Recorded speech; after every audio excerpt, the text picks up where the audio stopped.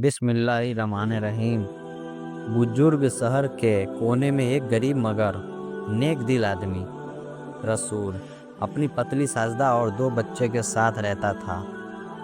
उसकी आमदनी बहुत कम थी, लेकिन वह हमेशा हलाल रोजी कमाने की कोशिश करता।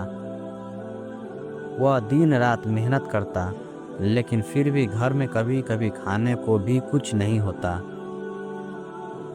एक दिन उसकी पत्नी साजदा बीमार पड़ गई। घर में दवा लाने के भी पैसे नहीं थे।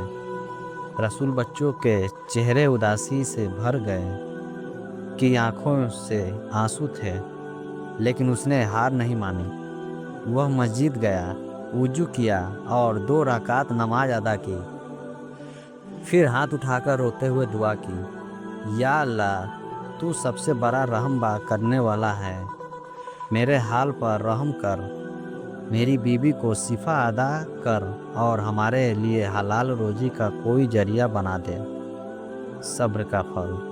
उस रात उसने एक सपना देखा कि एक फरिश्ता उससे कह रहा था, अल्लाह तेरा इम्तिहान ले रहा है, तू सब्र कर और नमाज, दुआ और इस्तिग़फ़ार करता रहा। अल्लाह तुझे ऐसी जगह से रिज़्क़ देगा जहाँ से तुझे गुमान भी नहीं होगा। अगली सुबह रसूल का दिल अल्लाह की रहमत पर और मजबूत हो गया। उसने हर नमाज के बाद या वायूस और या रज्जाकू के वजीफे पढ़ने शुरू किए। उसकी पत्नी साजदा भी अपने बिस्तर पर लेटे हुए अल्लाह से दुआ मांगती रहती है। कुछ ही दिनों बाद रसूल के पास अचानक एक पुराने दोस्त का खत आया, जिसमें लिखा था, रसूल भाई, मैंने तुम्हें बहुत ढूंढा। अल्लाह ने मुझे बहुत कुछ दिया है और अब मैं चाहता हूँ कि तुम मेरे साथ मिलकर कारोबार करो। तुम्हारी ईमानदारी मुझे हमेशा याद रही। कृपया मुझसे जल्द मिलो। रसूल की आंखों में आंसू आ गए। उसने फौरन अल्लाह का शुक्र अदा किया और अपने दोस्त से मिला। वह दोस्त बहुत अमीर व्यापारी बन चुका था।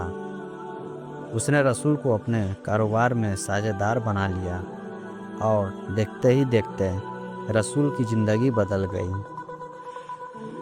अब रसूल की पत्नी साजदा भी अच्छी हो चुकी थी। बच्चे खुश थे और उसका घर खुशहाली से भर गया। रसूल ने अपने घर में रोज़ कुरान की तिलावत शुरू कर दी और गरीबों की मदद करने लगा। वह हर किसी को यही नसीहत करता, सब्र और दुआ कभी जाया नहीं जाती। अल्लाह हमेशा अपने नेक बंदों को अर्ज देता है।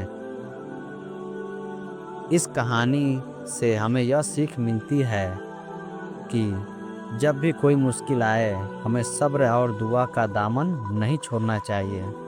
अल्लाह हर चीज़ पर कादिर है और वह अपने नेक बंदों को कभी मायूस नहीं करता। आमीन।